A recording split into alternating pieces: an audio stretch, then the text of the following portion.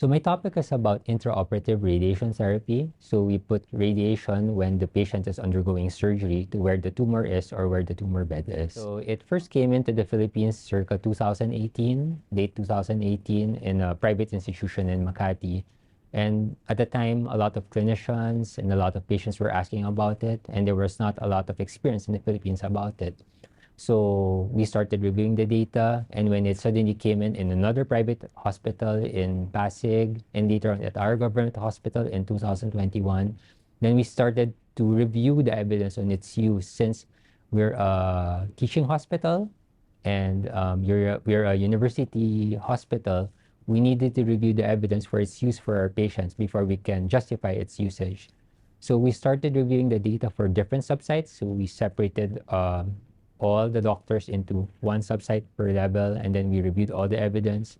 And when we started treating our patients with IORT in 2021, we had to present these patients and the data that supports it to a multidisciplinary team and an ethics board for approval.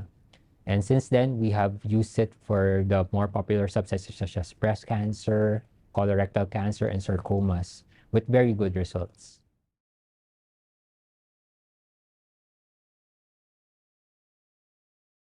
Well, main challenges is mainly the data. This technique has been in existence since 1905. The first published procedure was done in Barcelona, Spain in 1905.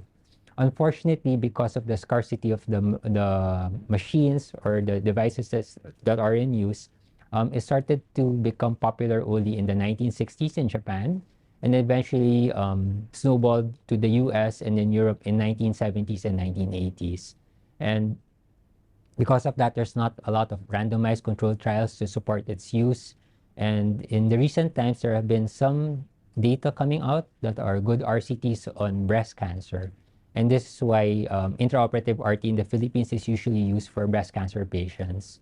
The problem was that how to justify the cost of the machine, the cost of the expenses from a patient standpoint, on the data on if it's efficacy or effectivity when another existing technology is already there that does more or less the same thing. But there has been data that came out late last year from VIJA. The beauty of IORT is it not only offers good control for cancer tumors, but it also allows the patient to save time and money for treatments. Like for typical breast cancer patients in the Philippines, you will get like 15 to around 33 sessions. They have to travel several miles and take up so much time in their day to get their treatments.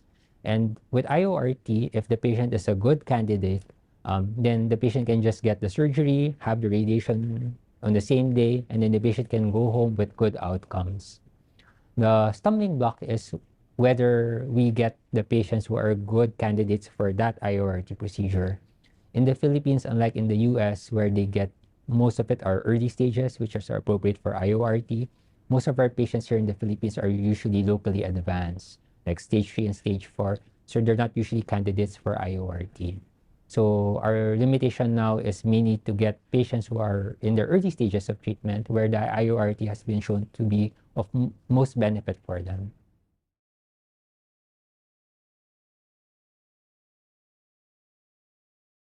Maybe because of the advent of the pandemic and people have been staying at home and doing a lot of research, there's been a information boom in the past few years during the pandemic, and we hope to see more research supporting its use so that we can actually apply it for more patients with a little bit more evidence backing it up, more better randomized control trials instead of the large cohort studies only. We hope to see that IORT becomes one of the standard of care of treatments locally in the Philippines. My only take-home message is when we offer IORT for our patients, we should really look at the evidence supporting it so that the patient fits the right criteria for the treatment.